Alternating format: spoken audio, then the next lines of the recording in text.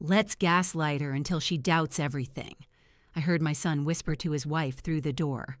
My heart sank, but instead of confronting them, I stayed silent and started recording everything. Weeks later, they called a family intervention, saying I was losing my mind.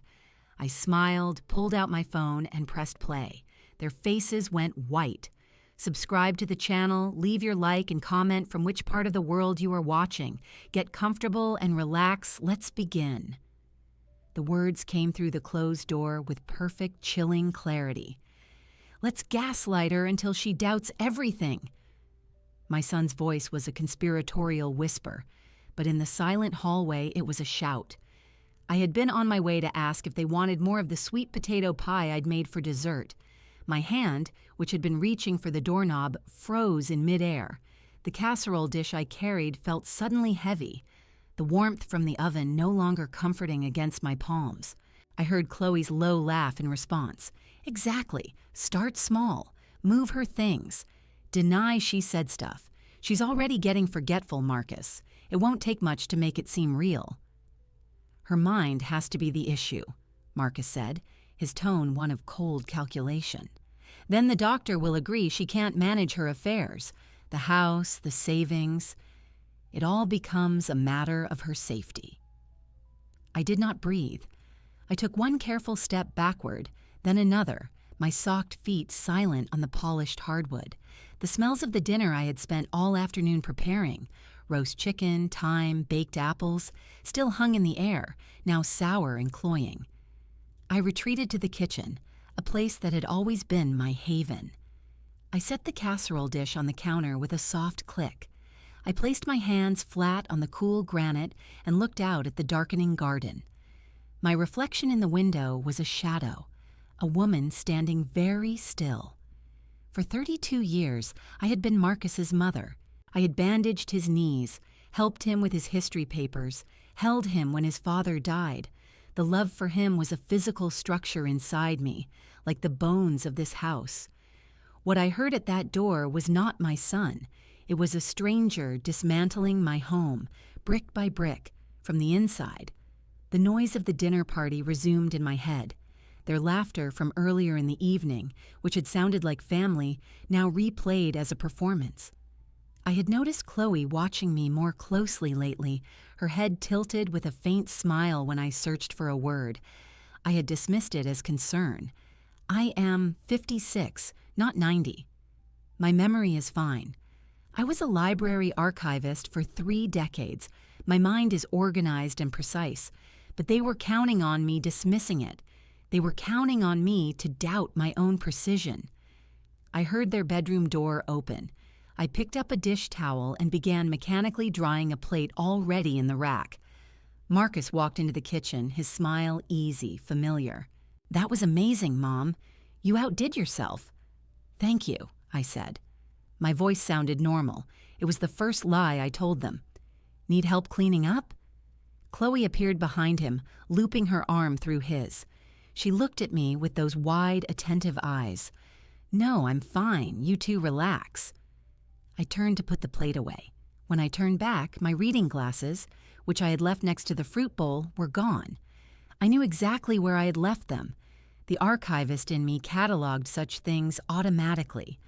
I looked at the empty space on the counter. "Looking for something, Ellie?" Chloe asked, her tone light. "My glasses. I just had them here." "Did you?" Marcus said, glancing around with feigned helpfulness. "Maybe you took them into the living room earlier. I think I saw them on the side table." I had not been in the living room since before dinner. I knew this with absolute certainty. This was the test. Small, deniable, a seed of doubt. "Maybe," I said, not moving. "My mind must be slipping." I said the words they wanted to hear. I saw the quick glance that passed between them, a spark of satisfaction.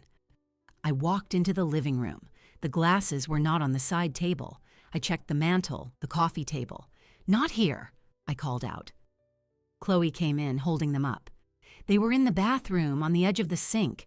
You must have put them down when you washed your hands before dinner." I had not. I took the glasses from her. The frames were cool. "Thank you," I said. How careless of me. Later, after they had gone to bed, the house was quiet. I sat at the small desk in what used to be my husband's study. The desktop was clear, just a lamp and a framed photo of us on our 30th anniversary. My heart was a steady, dull ache, a bruise settling deep. The initial shock had crystallized into something harder and sharper. I opened the bottom drawer. Inside was my old digital voice recorder, a relic from my archiving days for conducting oral history interviews. I checked the batteries. It still worked. I then opened my laptop and created a new folder. I labeled it with today's date. Inside, I started a new document. I did not title it. I began to type. Entry 1, September 12th, 9:47 p.m. Overheard conversation outside guest bedroom. Direct quote from Marcus, "Let's gaslight her until she doubts everything," followed by Chloe's agreement, stated goal, to undermine my perception of my mental competence to gain control of my assets, house savings. 9:55 p.m., first observed gaslighting attempt. My reading glasses were moved from kitchen counter to bathroom sink. Chloe retrieved them and suggested I had left them there.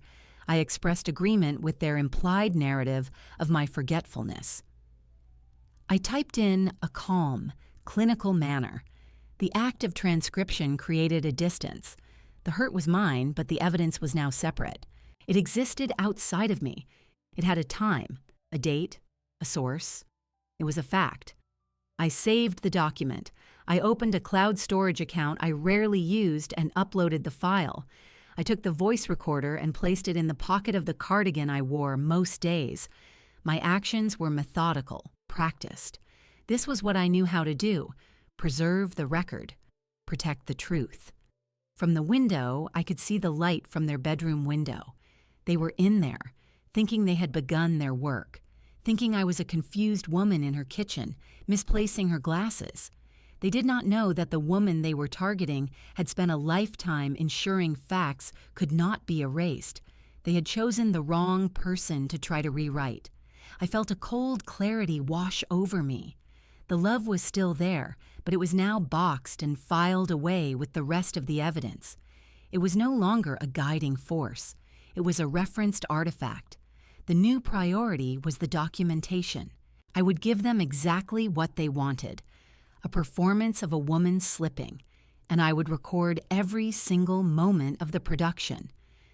I closed the laptop. The house was silent. The warmth of the day was gone, replaced by the cool night air seeping through the window panes. I sat in the dark for a long time, my hand resting on the recorder in my pocket. The game had begun. And for the first time since I heard that whisper, I felt the stirring of something other than pain. It was focus. It was resolve. It was the beginning of my ledgers. The morning light through the study window was pale and clear. I sat at the desk, the same position I had occupied hours earlier. But the night had changed the room. It was no longer just a study. It was the headquarters of a quiet campaign. The recorder was in my cardigan pocket, a constant slight weight against my side. I had slept little, but fatigue was secondary to purpose. My first action was to establish a system. Chaos was their weapon. Order would be mine. On my laptop, I created a master folder: home management, innocuous. Inside, I made subfolders by date. Each day's folder would contain an audio file, a text log, and any photographic evidence. I used cloud storage with a strong password, one I had never shared with Marcus. I also purchased a small, durable external hard drive the color of slate. I would update it weekly and keep it in my safe deposit box at the bank. 2 redundant, off-site copies, standard archival practice. I opened the text log for the new day. I typed the date and time. I described the quality of the light, the quiet of the house. I noted that Marcus and Chloe were still asleep. These were not relevant facts to anyone else, but they grounded the record in reality. They were my baseline. The smell of coffee brought them downstairs. Marcus entered the kitchen, stretching. "Morning, Mom. Sleep okay?" "Well enough," I said, pouring a cup for him. "You?" "Like a rock." He took the mug. Listen, I was thinking I'd clean out the gutters this weekend. They're looking pretty full after that last storm. I nodded. That's a good idea. Your father always did it in the fall. The mention of Paul was automatic, a stitch in our shared history. Yeah, I'll need the extension ladder from the garage, the tall one. We donated that ladder 2 years ago, Marcus, after your father passed. It was too heavy for me to handle. We talked about it. I remembered the conversation clearly. He had helped me load it into the donation truck. He blinked, then gave a gentle, confused smile. Did we? I don't remember that at all. Are you sure? I could have sworn I saw it in the back corner last month. The recorder in my pocket was on. I had activated it when I heard his footsteps on the stairs. I took a sip of my coffee, letting the bitter liquid anchor me. Perhaps I'm mistaken, I said, my tone light. My memory isn't what it was. I'll check the garage later. His smile warmed, pleased. No worries. I'll take a look. If it's gone, I'll just buy a new one. My treat. He left the kitchen. I did not move. I waited until I heard the shower turn on upstairs. Then I went to my study. I opened the audio file I had just created. I listened. My voice. His voice. The exchange about the ladder was perfectly clear. I saved the file, logged the incident in my text document with a timestamp. 9:17 a.m. Discussion extension ladder.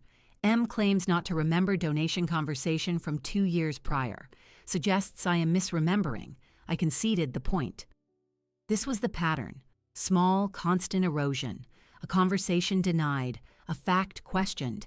Each instance alone was trivial, dismissible. A son misremembering. A mother getting confused. Together, they would form a narrative. My job was to document each grain of sand they intended to bury me under. Later, I walked to the grocery store.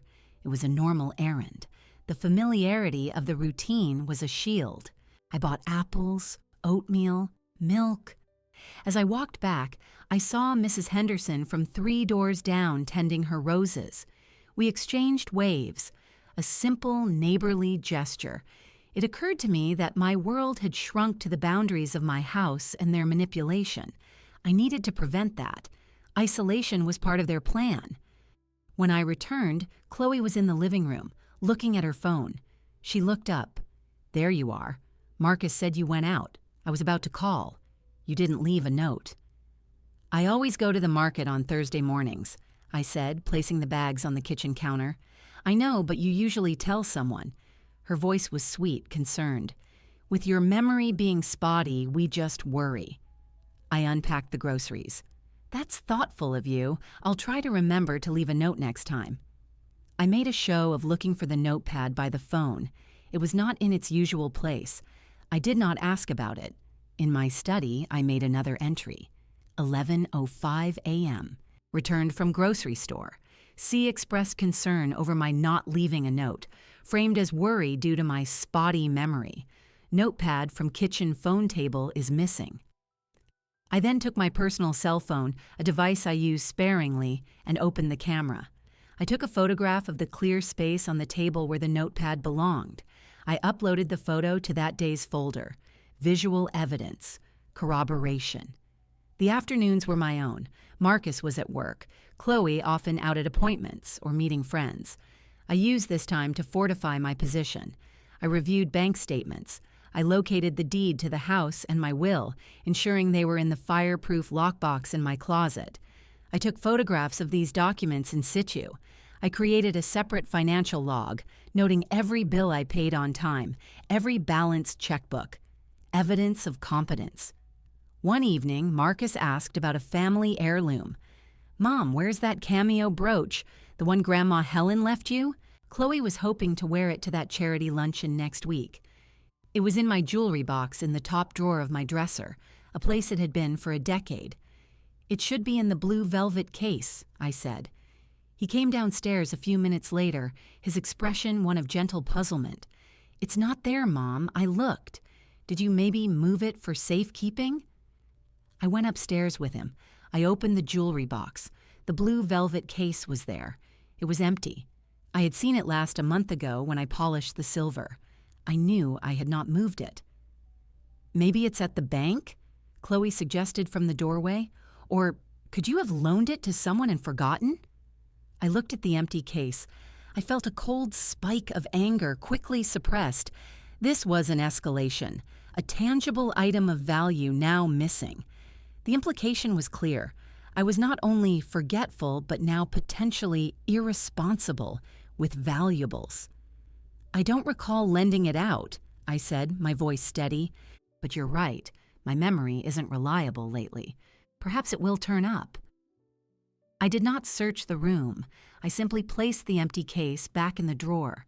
That night in my log, I wrote, 7:30 p.m. cameo brooch reported missing by M&C last known location. Jewelry box, master bedroom. I have no memory of moving it. They suggested I may have loaned it out or taken it to the bank. I then took a photograph of the open, empty jewelry box drawer. I began to carry my phone at all times, its voice memo function a backup to the dedicated recorder. I took pictures of rooms when I left them, establishing the state of things. I became a silent curator of my own life, cataloging the discrepancies they planted.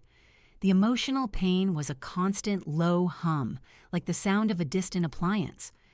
I acknowledged it, then filed it away. It was data, not a distraction. The love I felt was compartmentalized, placed in a mental folder labeled before. The man in my house was not the boy I raised. He was a subject of my observation. My home felt different. The sunlight on the hardwood, the pattern of the rug, the smell of my own cooking, all of it was now part of the evidentiary landscape. I moved through rooms with a dual awareness, one of a woman living her life, the other of an archivist, preserving a record of its deliberate sabotage. The silence of the house was no longer peaceful. It was anticipatory. I was waiting for their next move, my tools at the ready. The ledger was open. The entries would continue. Dinner that Sunday was a production. I roasted a chicken with lemon and herbs, made garlic mashed potatoes, and glazed carrots. The table was set with the good linen napkins. The domesticity was a stage, and we were all performers. I had positioned my phone on the kitchen counter, partially obscured by a ceramic fruit bowl, the voice memo app activated. The recorder was in my cardigan pocket, as always. Marcus carved the chicken. "This looks incredible, Mom. You really didn't have to go to all this trouble." "It's no trouble," I said, passing the potatoes to Chloe. She took the bowl with a smile that didn't reach her eyes. "It's so nice to have a real family meal. We should do this more often, especially now." She let the last phrase hang. "Especially now?" I asked, serving myself some carrots. "Well, with everything," Marcus said, his tone gentle. "We just want to make sure you're supported, Mom, that you're not overdoing it." "I feel fine," I said. "Cooking a meal is not overdoing it." Chloe took a small sip of water. "Ellie, I couldn't help but notice some unopened mail on the hall table. A few things looked like bills. I just worry that with your focus being scattered lately, something important might slip through." The mail. I had brought it in that afternoon. It consisted of a gardening catalog, a charity solicitation, and a statement from my investment fund, which I had already reviewed online. No bills. "I appreciate your concern," I said. "I'll sort through it after dinner." "It's not a criticism," Marcus said quickly. "It's just managing a household, finances. It's a lot for one person, even someone as sharp as you." He used the past tense, as sharp as you were. The conversation lulled as we ate. The clink of cutlery was loud in the quiet room. Then Chloe placed her fork down carefully. "You know, Marcus and I were talking. We might be able to help lighten your load, in a practical way." I looked at her. "How so?" Marcus took over. "We could help you get your finances in order, consolidate things, set up automatic payments, maybe even get a power of attorney document in place, just for practicality. That way, if you ever did have a bad day or forgot something, we could step in and make sure the mortgage got paid, the taxes were filed. It would give you peace of mind." There it was, the objective. stated over roast chicken and glazed carrots. The financial control, the peace of mind they referenced was theirs, not mine. I made my face soften into an expression of vague consideration. A power of attorney, that sounds so official, isn't that, for people who are very ill? It's just a planning tool, Chloe said smoothly. Lots of sensible people do it. My parents have one for each other. It's about being prepared. With your memory issues, it would be a safety net. My memory issues, I repeated, nodding slowly. Yes, I suppose it would be responsible. Marcus's shoulders relaxed slightly. He exchanged a glance with Chloe. They were making progress. The confused old mother was seeing the wisdom of their plan. The brooch still hasn't turned up, Chloe said, shifting the subject back to evidence of my decline. It's such a shame, a family piece like that. I've looked everywhere I can think of, I said, injecting a note of frustration into my voice. It's just gone. I feel terrible about it. Don't beat yourself up, Marcus said, reaching over to pat my hand. Things get misplaced. It happens to everyone. The condescension was a physical touch. I withdrew my hand to pick up my water glass. You're probably right. I'm sure it's here somewhere. I took a drink. This chicken is a bit dry, don't you think? They both assured me it was perfect. The rest of the meal passed with talk of the weather, Marcus's work, Chloe's upcoming luncheon. I participated just enough. I cleared the plates. As I stacked them by the sink, I discreetly stopped the recording on my phone. While they had coffee in the living room, I stayed in the kitchen, washing the pans. The warm, soapy water was a mundane anchor. I could hear the low murmur of their voices, a satisfied sound. I finished cleaning and joined them, feigning a yawn. I think I'll turn in early, I said.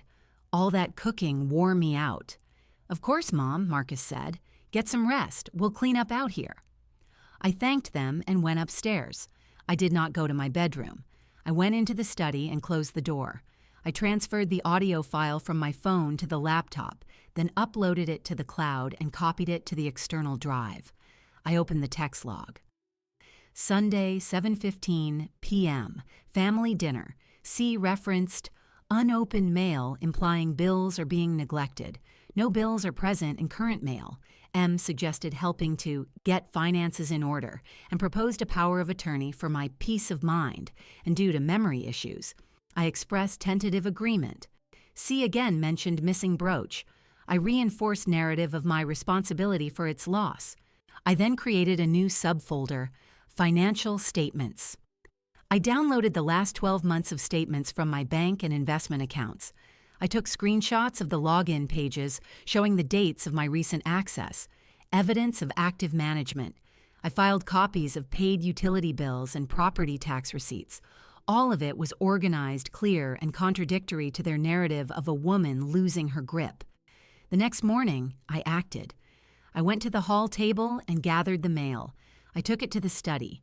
I opened each piece, the catalog, the solicitation, the investment statement. I then took a blank sheet of paper and wrote in my clear archival print, Memo. Mail retrieved September 30th. Contents: 1 retail catalog, 1 charitable donation request, 1 monthly statement, already reviewed online. No bills requiring action. I dated and signed it. I placed this memo along with the open mail in a clear plastic sleeve and filed it in a new physical binder I had labeled Household Records. The performative nature of the act was not lost on me. I was creating a parallel, impeccable reality to counter their fabricated one. When Chloe passed by the study later, she saw me at the desk with the binder open. "Getting organized?" she asked, her tone approving. "Yes," I said, not looking up. "Just sorting the mail, like you suggested." "Good," she said. I heard the smile in her voice before she walked away. The performance was bidirectional. They acted the concerned family. I acted the slightly befuddled but compliant mother. Beneath the surface, I was building a case. Each suggestion they made, each planted doubt, was being meticulously cataloged and cross-referenced with evidence that proved its falsehood. The house was filled with a quiet tension, a chess game played with whispers and filed documents. They believed they were patiently guiding me toward a predetermined conclusion. They did not know I was patiently leading them toward a cliff of their own making, documenting every step of the path. The isolation was a tool they used, so I decided to break it. Thursday was my usual day to volunteer at the community center, sorting book donations for their annual sale. I had not gone since this began, citing tiredness. That morning, I told Marcus I was going. He looked up from his tablet, a mild frown on his face. "Are you sure you're up for it, Mom? It's a lot of standing." "I need the fresh air," I said, my tone firm enough to discourage argument but light enough to seem like a whim. "And Gloria will be there. She'll keep an eye on me." He nodded slowly. "Okay, call me if you need a ride home." The walk to the center was 10 blocks. The autumn air was crisp, clearing my head. I carried a tote bag with my wallet, keys, and the voice recorder, which I had transferred to a small, zippered pocket. The normalcy of the routine, the familiar houses, the barking dog behind the fence on Oak Street, felt like stepping out of a fog. The community center was a low brick building, bustling with activity. I found Gloria in the back room, surrounded by stacks of books. She was a tall woman with close-cropped silver hair, dressed in practical jeans and a bright purple sweater. She looked up and her face broke into a wide smile. "Ellie Washington, I was about to send a search party. Where have you been hiding?" "Just busy at home," I said, taking my usual spot at the sorting table. "Busy with those house guests, you mean?" she said, her smile fading into a look of shrewd assessment. She'd never been fond of Chloe, a fact she had tactfully withheld but I had always sensed. "How's that going?" I picked up a book, checking its condition. "It's an adjustment." We worked in silence for a few minutes, the familiar rhythm of inspecting, sorting by genre, boxing. The comfort of the task, of Gloria's steady, unassuming presence, created a space where the truth felt less dangerous. "Gloria," I said, my voice lower, "can we go for coffee after this? I need to talk to you about something." She stopped sorting and looked at me directly. Her eyes, a warm brown, were sharp. "Of course we can. My treat. Let's finish this box." An hour later, we were settled in a corner booth at the Morningside Cafe, a place we'd been coming to for years. The air smelled of roasted coffee and baked goods. The clatter of dishes and the murmur of other conversations provided a protective blanket of noise. I stirred my tea, watching the lemon slice swirl. "All right, honey," Gloria said, not touching her latte. "Out with it. You've got a weight on you I can see from across the room." I took a breath. The risk was real. If she dismissed me, if she showed even a hint of doubt, it would be a wound. But I had to know. I reached into my tote bag and pulled out the voice recorder. I placed it on the table between us. "I need you to listen to something," I said, "and then I need to tell you a story. I need you to believe me." "I'm listening," she said, her expression grave. I selected the first file, the one from the hallway. I turned the volume low but clear. I pressed play. My son's whisper filled the small space between us. "Let's gaslight her until she doubts everything." Chloe's laugh, her agreement. The cold strategy laid bare over 30 seconds. I stopped the recording. I did not look at Gloria. I kept my eyes on the recorder, a small black rectangle holding my nightmare. There was a long silence. I heard her take a sharp breath. When I finally looked up, her face was a mask of pure, undiluted fury. Her jaw was set, her hands clenched around her coffee mug. "Those little snakes," she said, her voice low and vibrating with anger. It was not a question. It was a verdict. The relief was so profound it felt like a physical unclenching in my chest. I had not realized how tightly I had been holding myself together until that moment. Someone knew. Someone believed me without hesitation. "Tell me everything," she said, reaching across the table to grip my hand. Her grasp was strong and warm, and so I did. I told her about the moved glasses, the denied conversations, the missing brooch, the suggested power of attorney. I told her about my documentation system, the cloud storage, the external drive, the daily logs. I spoke in the same clinical tone I used in my records, but the act of speaking it aloud to a believer transformed the facts from a lonely burden into a shared case. Gloria listened without interruption. Her anger settled into a fierce, focused concentration. When I finished, she sat back, releasing my hand. "Okay," she said, "okay. So they're trying to make you seem incompetent to get your money and your house, and you're building a paper trail to prove they're lying. What's your endgame?" "I don't know yet," I admitted. "I'm collecting evidence. I need to be ready for when they make their final move. I think they're building towards something, some kind of confrontation." "A forced intervention," Gloria said, nodding as if it were obvious. "They'll bring in some quack doctor, express their concern, and try to get you to sign things. That's the play." Hearing her say it so bluntly and confidently made the scenario feel inevitable and manageable.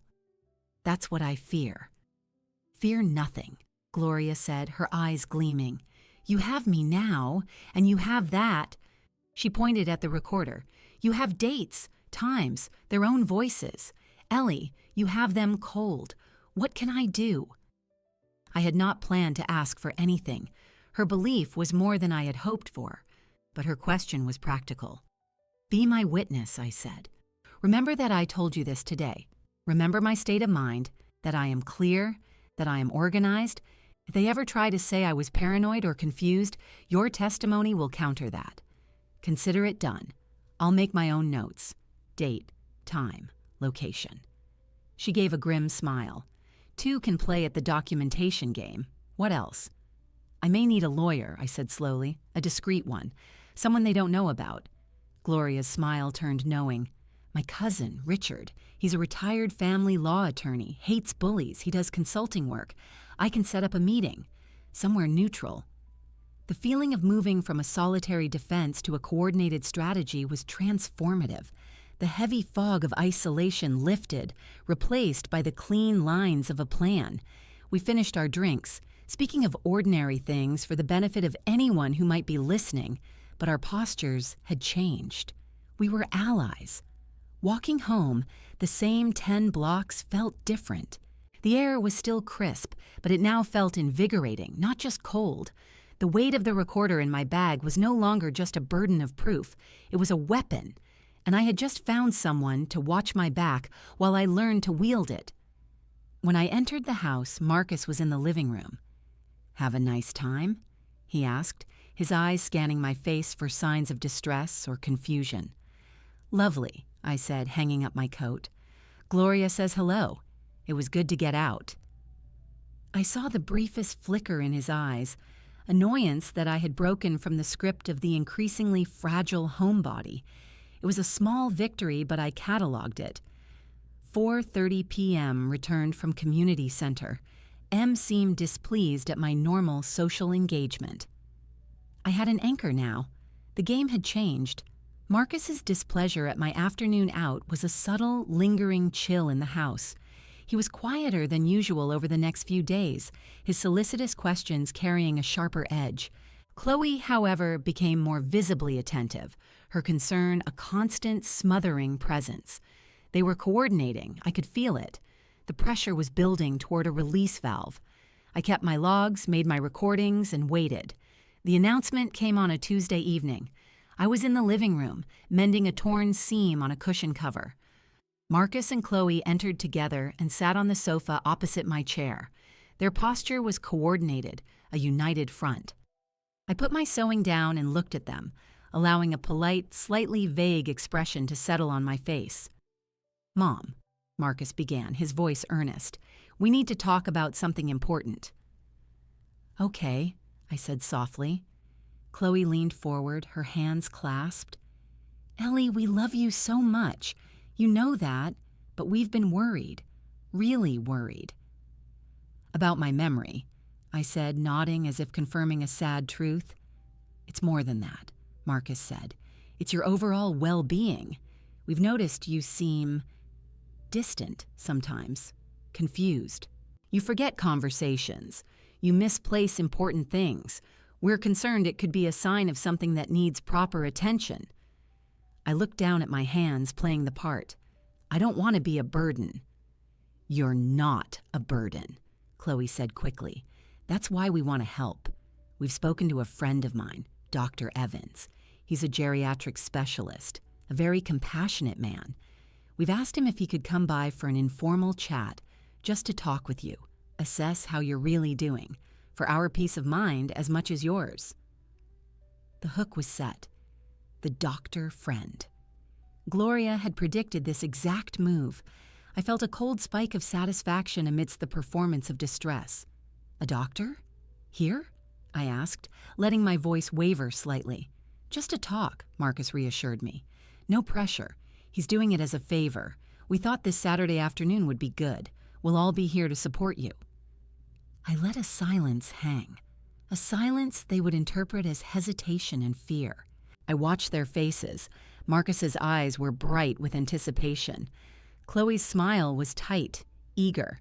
They were seeing the finish line. All right, I said finally, my voice small. If you think it's best, I suppose it can't hurt to talk to him. The relief that washed over them was palpable.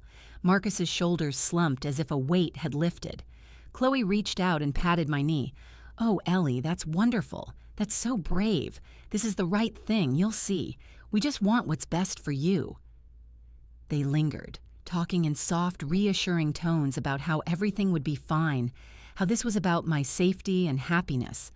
I nodded at the appropriate moments, my mind already elsewhere. The performance was complete. They had their compliant patient. I had my confirmed date for the confrontation.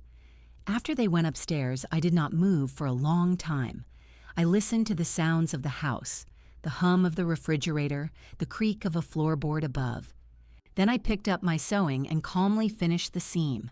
My hands were steady. Later, in the study, I documented the conversation verbatim. I uploaded the audio file. The timestamp was clear. October 10th, 7:48 p.m. M&C announce informal chat with Dr. Evans, geriatric specialist, friend of C, scheduled for Saturday, October 14th at my home, framed as concern for my memory and well-being. I expressed reluctance but agreed.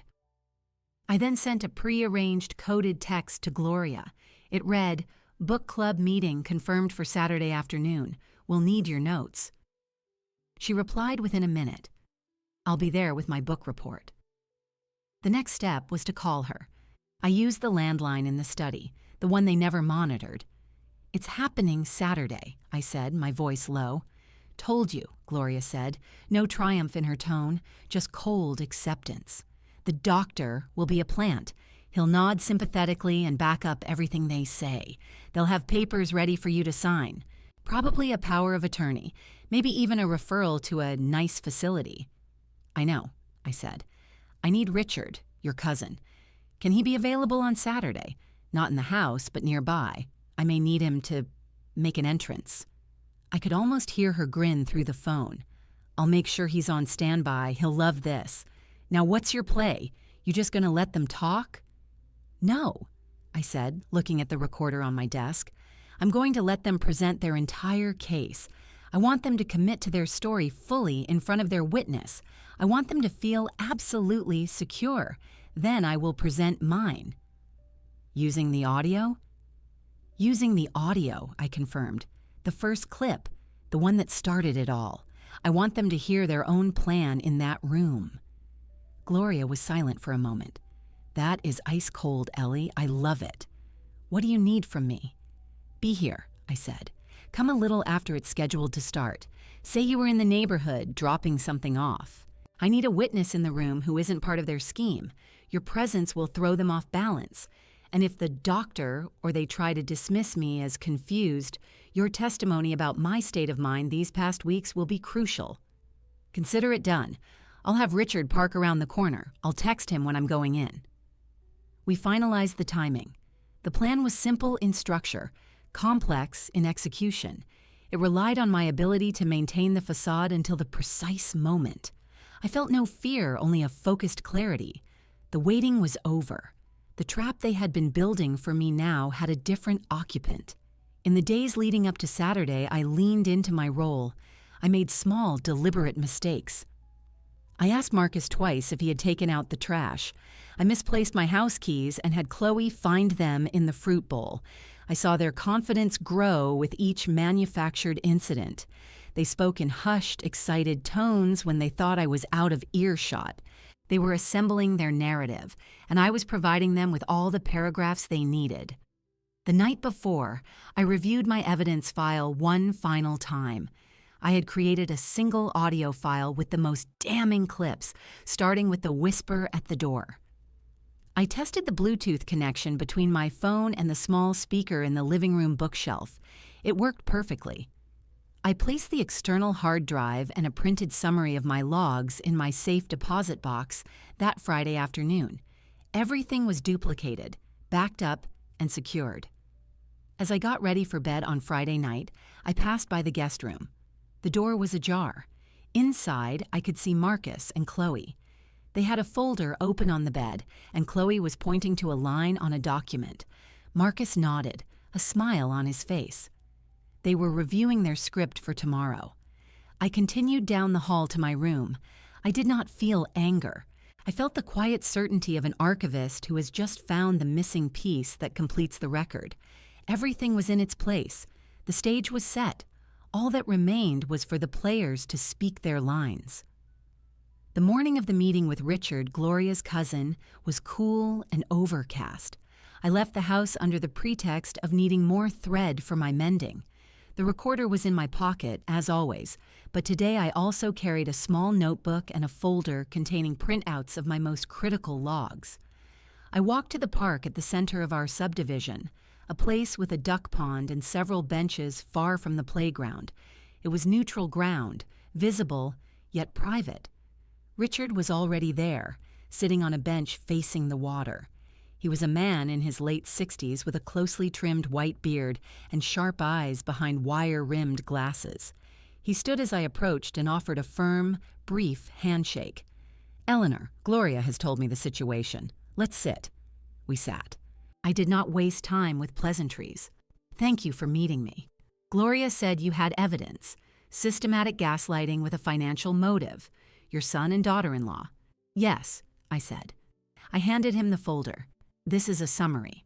Timelines, transcriptions of key audio recordings, photographs of moved items, records of financial management proving competence. The full digital archive is significantly larger. He opened the folder and read in silence for several minutes, his expression impassive. He nodded occasionally. Finally, he looked up. "This is meticulous. The audio recording of the initial conversation is particularly damning. It establishes intent. The subsequent logs demonstrate a pattern of action consistent with that intent." He closed the folder. "What is your desired outcome?" "I want them out of my house. I want no legal or financial control over my life. I want there to be consequences for this, but not necessarily criminal ones unless they force the issue. Primarily, I want to be left in peace."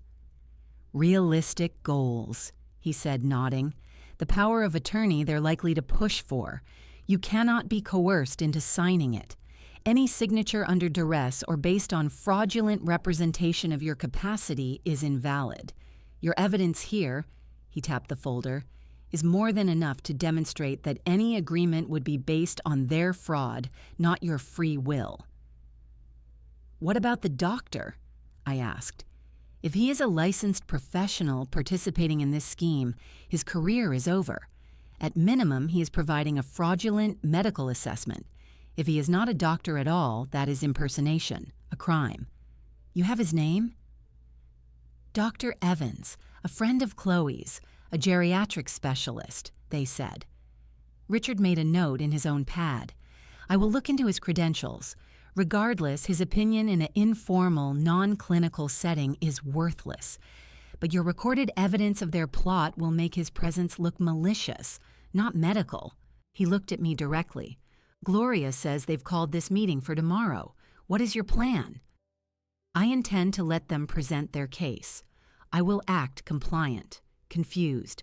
I want them to state their concerns fully, to present their documents. I want it all out in the open. Then I will play the initial recording for them. Gloria will arrive as a witness. I would like you to be available nearby. If they become hostile or refuse to leave, I may need you to intervene formally." "A classic ambush," Richard said, a faint approving smile touching his lips. "Legally sound. You are allowing them to dig their own grave on the record. Do you have a way to record the intervention itself?" "Yes. I will have my primary recorder and a backup on my phone." "Good. Their statements during that meeting will be further evidence of their campaign. Now, practically, the house is in your name alone?" "Absolutely. My husband left it to me. The mortgage is paid off. And your savings, investments, all in my name. Marcus is not on any accounts. He has no legal authority." "Then your position is strong. They have no leverage except the psychological. Once you shatter that, they have nothing." He handed the folder back to me. "You are remarkably prepared. This is not the work of someone with diminished capacity. It is the work of a professional." "That was my profession," I said, "preserving the factual record." "It serves you well now." He stood. "I will be available tomorrow. Text me the address. I will remain close by. If you need me, call. If they threaten you or refuse to leave, call the police first, then me. Do not hesitate. You have the right to remove anyone from your property." We shook hands again, and he left. I sat on the bench for a while longer, watching the ducks paddle in circles. The meeting had been a necessary calibration. Richard's calm, legal confirmation of my strategy solidified it. I was not acting on emotion. I was executing a plan vetted by reason and law. I returned home and went straight to the study. I spent the afternoon on the final compilation. On my laptop, I created a new master folder, Intervention Evidence Package. Inside, I placed several subfolders. The first was Audio, Key Clips. Here, I put the original hallway recording, the dinner conversation about power of attorney, and a few other clear examples of denials and manipulations. I labeled each file with a date, time, and brief description. The second was transcripts. I created printed and digital transcripts of each audio file, formatted clearly. The third was photographic evidence. Pictures of the missing notepad spot, the empty jewelry box, the organized mail with my memo. The fourth was financial competence. Screenshots of account logins, copies of paid bills, the property deed. The fifth was chronological log. A clean, continuous narrative drawn from my daily entries, connecting each event. I saved this package to the external hard drive. I then created 2 flash drives with the same contents. One I would give to Richard tomorrow. The other I kept in my desk. The cloud storage was already updated. My evidence existed in multiple secure locations. It was indestructible. That evening, Marcus and Chloe were nervously upbeat. They checked on me often, asking if I was feeling all right, if I needed anything. Their solicitude was a form of pressure, a way to reinforce my role as the patient. "I'm fine," I told them each time, offering a weak smile. "Just a little tired. Thinking about tomorrow, I suppose." "Don't be nervous," Chloe said, squeezing my shoulder. "Dr. Evans is wonderful. He's here to help." I nodded, saying nothing. I went to bed early. I lay in the dark, running through the sequence of events for the next day. I visualized the living room. I visualized their faces. I visualized the moment I would press play. There was no rage left, only a surgical precision. They had given me a script of confusion and decline. I had written my own script of revelation and consequence. The tools were prepared. The arsenal was complete. All that remained was the confrontation. The morning of the intervention was a Sunday, and the house was filled with a brittle, expectant quiet. I woke at my usual time, 7 o'clock. The routine was a necessary armor. I made my bed, smoothing the quilt with precise motions. I showered and dressed in comfortable slacks and a simple blue sweater. The clothing was neither defensive nor frail. It was neutral, like the uniform of a professional awaiting a presentation. I checked the battery on my primary recorder and my phone. Both were fully charged. Downstairs, the kitchen was empty. I made a single cup of tea, the ritual of boiling water and steeping the leaves a point of focus. I did not make breakfast for anyone else. I sat at the table and drank the tea slowly, watching the backyard through the window. The maple tree was a blaze of orange. A squirrel raced along the fence. The ordinary world continued, indifferent to the theater about to unfold in this room. Marcus and Chloe came down later, around 9. They were dressed with a careful, formal neatness. Chloe wore a muted gray dress, the kind one might wear to a serious meeting. Marcus had on a button-down shirt. Their expressions were a studied blend of concern and gravity. "Good morning, Mom," Marcus said, his voice softer than usual. "How are you feeling today?" "Quiet," I said, which was true. "We're here for you," Chloe said, placing a hand over mine on the table. Her skin was cool. "Remember, this is about getting you the support you need." I nodded, withdrawing my hand to pick up my empty cup. "I remember." They moved around the kitchen, making their own coffee, speaking in low tones. I could feel their suppressed energy, a kind of giddy nervousness. They were stage managers before the curtain rose. I finished my tea and rinsed the cup.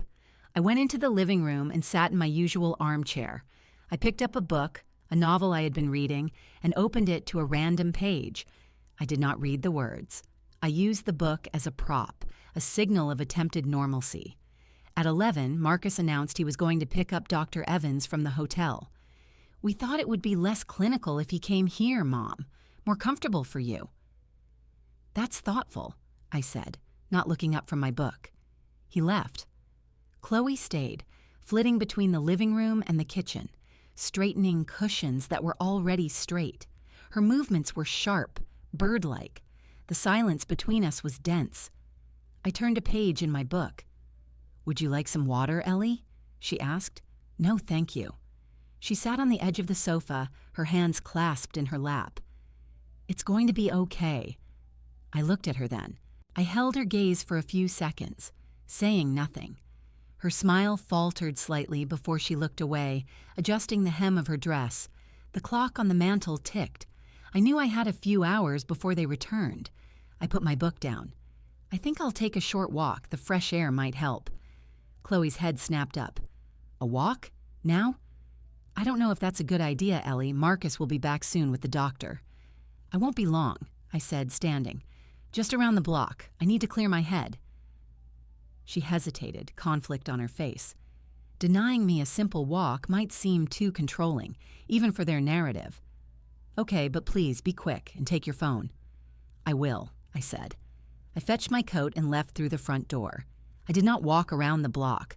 I got into my car, which they rarely used and often forgot about, and drove to Oakview Cemetery. It was a 15-minute drive. The cemetery was peaceful, rows of headstones under old oaks. I parked and walked to a familiar plot. Paul's grave. The granite marker was simple. Paul Washington, beloved husband and father. I stood before it. I had not come here to ask for guidance or to weep. I had come for a reminder of what was real. I traced the letters of his name with my eyes. He had been a man of quiet integrity. He would have been appalled by what his son had become. The love we built this family on felt like a historical fact now, something documented and filed away, its betrayal the current case. "I have it all recorded, Paul," I said aloud, my voice steady in the quiet. "Every lie. I am going to use it today." There was no answer, just the rustle of dry leaves. I did not expect one. The strength I needed was not here in the ground. It was in the drive back home, in the files on my computer, in the recorder in my pocket. But standing there grounded me.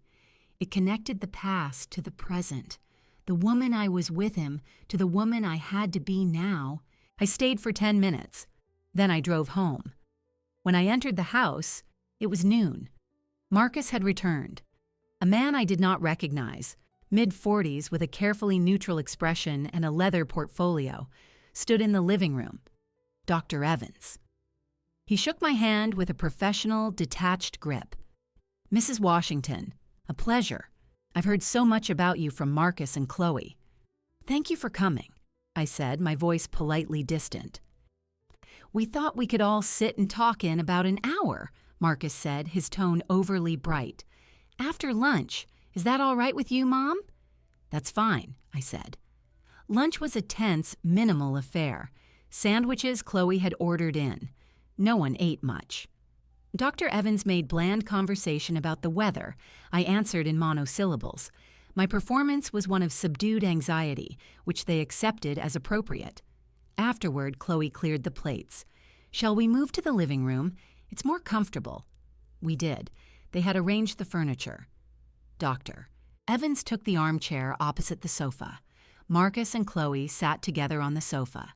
They gestured for me to sit in the other armchair, which faced them all.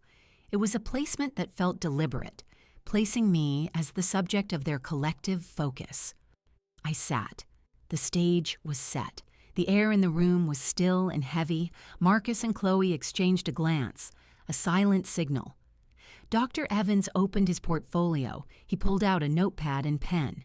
"Mrs. Washington," he began, his voice a calibrated mix of kindness and authority.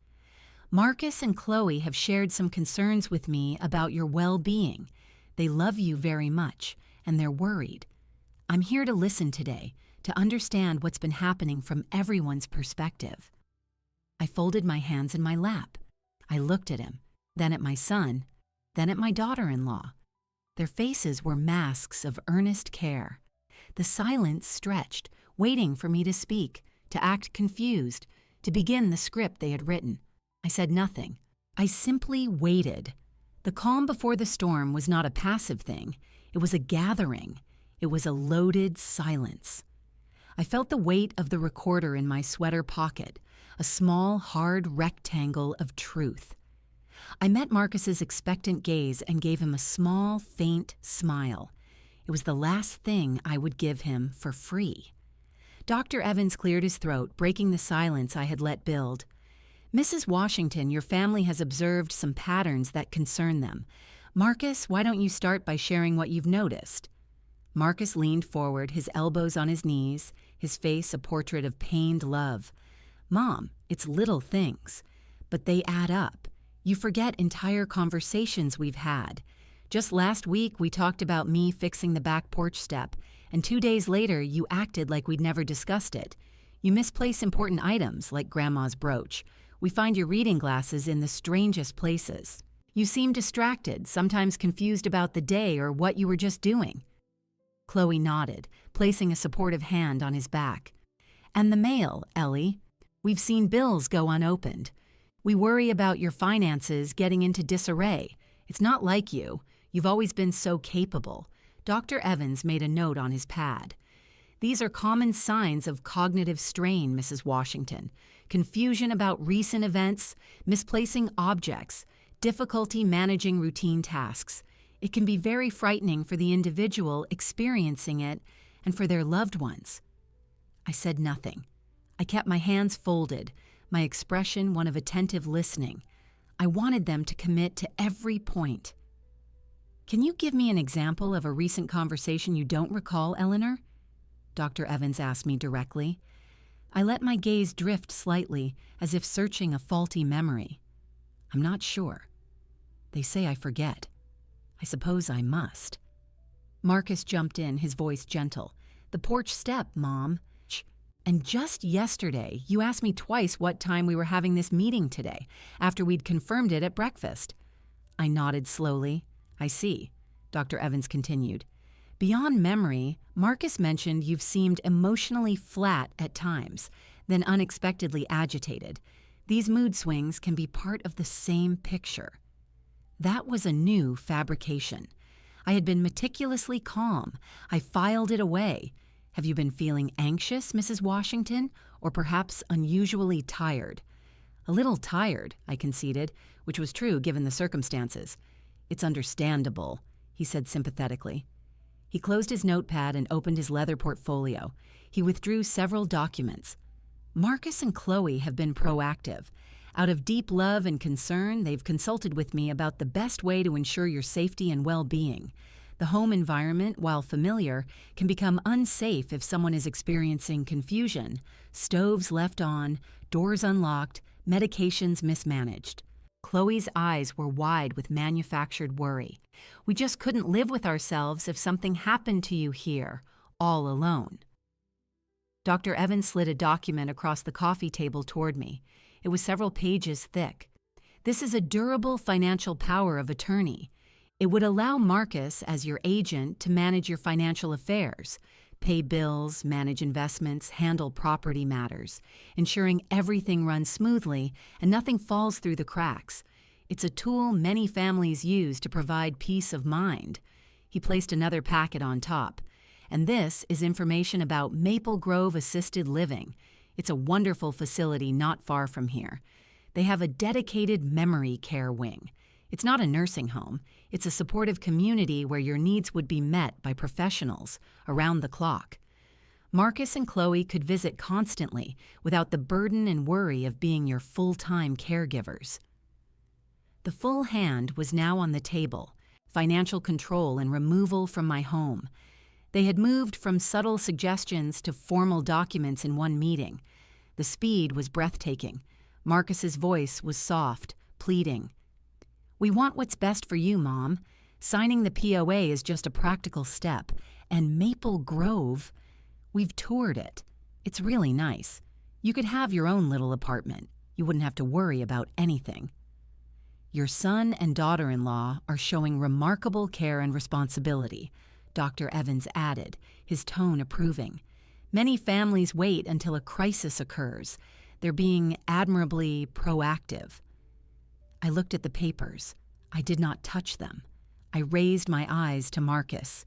"You want me to sign over control of my money and my house and then move out?" "It's not like that," he said quickly, a flicker of unease crossing his face at my blunt summation. "It's about safety and support. The house is too much for you. The finances are too stressful. This way you can relax. We can take care of everything." "Everything," I repeated. "Yes," Chloe said, her voice firming with excitement she couldn't fully suppress. "We can handle all the details. You won't have to lift a finger." I let the silence fill the room again. I looked at each of them. Dr. Evans with his professional mask of concern, Marcus with his manufactured anguish, Chloe with her barely concealed avarice. They were waiting for my tears, my confusion, my fearful acquiescence. I leaned back in my chair, my posture relaxing slightly. A small, weary smile touched my lips, the smile of someone defeated. "You've all put so much thought into this," I said, my voice quiet, drained. "You must have been planning it for a while." Marcus misinterpreted the smile as surrender. His shoulders slumped in visible relief. "We just love you, Mom. That's all."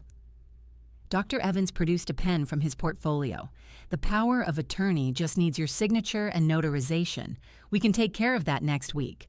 As for Maple Grove, they have a room available next month. We could go for a visit this week, make it feel less daunting." I looked at the pen he offered. I did not take it. Instead, I tilted my head as if a new, simple thought had occurred to me. "Before I decide anything, may I say something? Just one thing." "Of course, Mom," Marcus said, magnanimous in his perceived victory. "Say whatever you need to." "Thank you," I said. My voice was still soft, but it had lost the threat of defeat. It was now neutral, clear.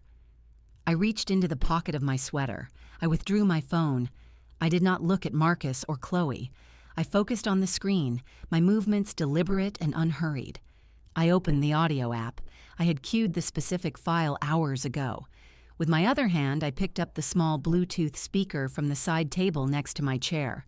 I placed it on the coffee table, right on top of the Maple Grove brochure. "Mom, what are you doing?" Marcus asked, his voice tinged with a new, sharp note of confusion. "I just have one thing I need you all to hear," I said, my tone still calm, almost conversational. It's from a conversation I overheard. It cleared up so much of my confusion. I tapped the screen to pair the devices. A small light on the speaker glowed blue. Dr. Evans shifted in his seat. "Mrs. Washington, perhaps we should stay focused on—" "I am focused," I said, cutting him off without raising my voice. I looked at him directly. "This is directly relevant. You are here as a professional witness. Please witness this." The connection synced. I could see the understanding begin to dawn in Chloe's eyes first, a dawning horror as she looked from the speaker to my phone to my face. Her mouth opened, but no sound came out. I pressed play. The sound quality was excellent. There was no mistaking the voices, the faint background noise of the house, the specific cadence of my son's conspiratorial whisper filled the quiet living room. "Let's gaslight her until she doubts everything." Chloe's sharp, complicit laugh followed. Then her voice. "Exactly. Start small. Move her things. Deny she said stuff. She's already getting forgetful, Marcus. It won't take much to make it seem real." Marcus's voice, cold and strategic. Her mind has to be the issue. Then the doctor will agree she can't manage her affairs. The house, the savings, it all becomes a matter of her safety. I let it play for only those 30 seconds. Then I stopped it. The silence that followed was absolute and deafening. It was a different silence than before. It was the silence of a vacuum, of all the air and all the lies being sucked out of the room. Marcus's face was a study in obliterated certainty. The color drained from his skin, leaving a sickly gray pallor. His eyes were wide, fixed on the small speaker as if it were a venomous snake. His mouth worked, but he made no sound. Chloe had both hands pressed over her mouth. Her eyes darted from Marcus to Dr. Evans to me, wild with panic. She looked like a cornered animal. Dr. Evans was staring at the speaker, his professional composure shattered. He slowly closed his portfolio. He did not look at Marcus or Chloe. I placed my phone down. "That was recorded on September 12th, I said, my voice clear and measured in the frozen room. "At approximately 8:40 in the evening outside the guest bedroom door. Since that moment, I have documented 117 separate instances of gaslighting, including the moved glasses, the missing brooch, which I believe you have hidden, the manufactured financial concerns, and the systematic attempt to portray me as cognitively impaired. I have audio, photographic, and written evidence of all of it. I have copies in multiple secure locations." Marcus found his voice. It was a strangled whisper. "Mom, you recorded us." "I preserved the record," I corrected him. "It is what I was trained to do." The front door opened. We all turned. Gloria walked in as planned. She was not alone. Richard followed her, carrying a briefcase. Gloria's expression was granite. She looked at Marcus and Chloe with pure, unadulterated contempt. "Ellie," Gloria said, her voice loud in the silence. "I was in the neighborhood. Thought I'd drop off that book you wanted." She held up a paperback, a prop. Then she looked at Dr. Evans. "And you must be the doctor." "Richard, this is the gentleman providing the medical opinion." Richard stepped forward. He did not introduce himself to the room. He looked at Dr. Evans. "Your full name and medical license number, please. For my records." Dr. Evans stood up abruptly, his chair scraping the floor. This is highly inappropriate. I was invited here under false pretenses." He shot a furious look at Chloe. "You said she was deteriorating. You said she needed an assessment." "She is deteriorating," Chloe shrieked, the sound raw and desperate. "She's paranoid. She's making recordings. That's not normal." "Recording a criminal conspiracy is not paranoia," Richard stated flatly. "It is evidence gathering. Eleanor has shared her comprehensive documentation with me. It includes this recording, which establishes criminal intent to commit fraud and financial abuse of an elder. The subsequent acts constitute the crime itself." Marcus stood up, his hands clenched into fists at his sides. He was looking at me, but he wasn't seeing me. He was seeing his plan, his future, crumbling. You set us up. You pretended all this time. I observed, I said, finally rising from my chair. I was shorter than him, but in that moment I felt like I was looking down from a great height. You wrote the script, Marcus. You and Chloe. I simply recorded the performance. And now we have reached the final act. I looked at Dr. Evans. You should leave. Your participation here today has been documented. I suggest you consult your own lawyer. Dr. Evans did not hesitate. He grabbed his portfolio, gave one last disgusted look at Marcus and Chloe, and walked swiftly out of the house. The sound of the front door closing was definitive. The room held 4 people now, me, Gloria, Richard, and the 2 conspirators, exposed and silent. The power dynamic had completely inverted. The trap had sprung. They were caught in the clear, unforgiving light of their own recorded words. The silence after the door closed behind Dr. Evans was thick and heavy. Marcus and Chloe remained standing, frozen in the center of the room, their elaborate performance now a hollow sham.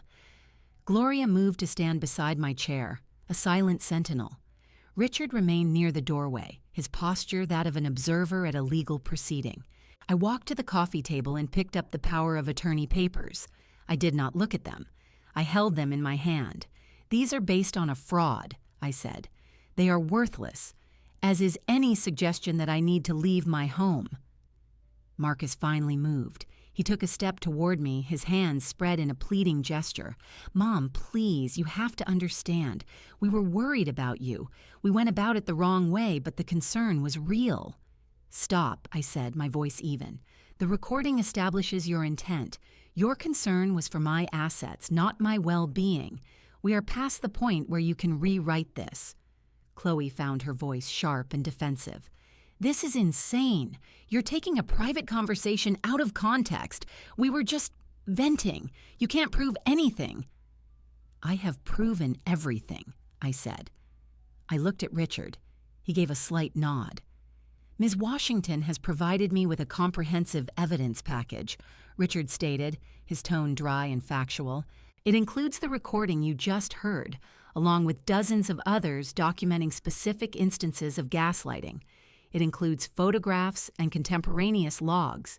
It demonstrates a clear, sustained pattern of attempted psychological manipulation for the purpose of financial gain.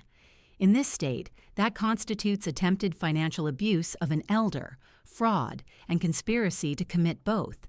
The recording from September 12th is particularly definitive as to intent. Marcus stared at Richard, then back at me. You hired a lawyer?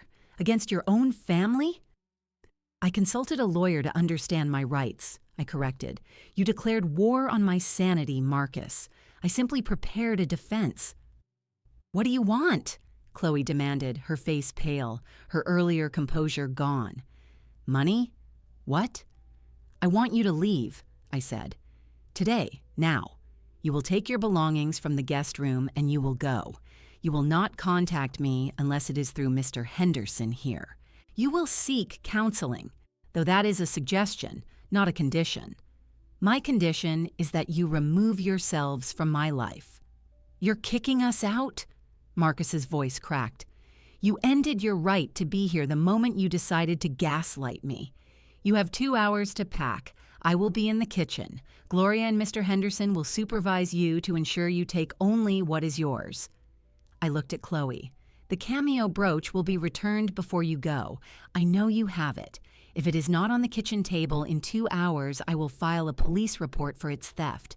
That will be in addition to the other charges I am considering. Chloe's mouth tightened, but she gave a short, furious nod. I turned and walked out of the living room. I went to the kitchen.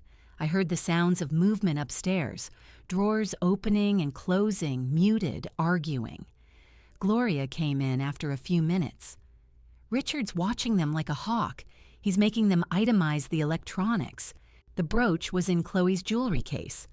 Thank you, I said. I filled the kettle and set it on the stove. The ordinary act was an anchor.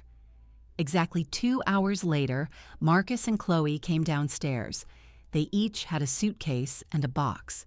Marcus's face was closed, a mask of stunned defeat. Chloe would not look at me. She placed the cameo brooch, still in its blue velvet case, on the kitchen table with a sharp click. Marcus paused at the back door, his hand on the knob. He turned. His eyes were red. "Mom, I held up a hand, stopping him. "Do not finish that sentence. Anything you say now will be for your benefit, not mine. Go." He flinched. He opened the door and they left. I watched from the window as they loaded their car. They did not look back at the house. The car pulled away from the curb and disappeared down the street. Richard came into the kitchen. "It's done. I have their signed statement, witnessed by myself and Gloria, that they have vacated the premises voluntarily and taken only personal belongings. It protects you from any future claims of unlawful eviction. I will retain a copy of the evidence package. My recommendation is to change the locks tomorrow. I will send you a list of reputable contractors." "Thank you, Richard," I said. He nodded. "You handled this with remarkable precision. If they are foolish enough to attempt any further contact, you have my number." He shook my hand and left. Gloria stayed. She hugged me, a quick, firm embrace. "You were magnificent, ice cold and magnificent." "I couldn't have done it without you," I said. It was the truth. "I'll call you tomorrow," she said. She gave my arm a final squeeze and left. And then I was alone. The house was silent, but the silence was different. It was not the tense, waiting silence of the past weeks. It was a deep, clean quiet. I walked through the rooms. The living room felt larger. The guest bedroom door was open. The room was empty, just a bed with bare mattress. I returned to the kitchen. The kettle was hot. I poured the water over a tea bag in my favorite mug. I carried the mug to the living room and sat in my armchair. The late afternoon sun slanted through the window, painting a warm rectangle on the rug.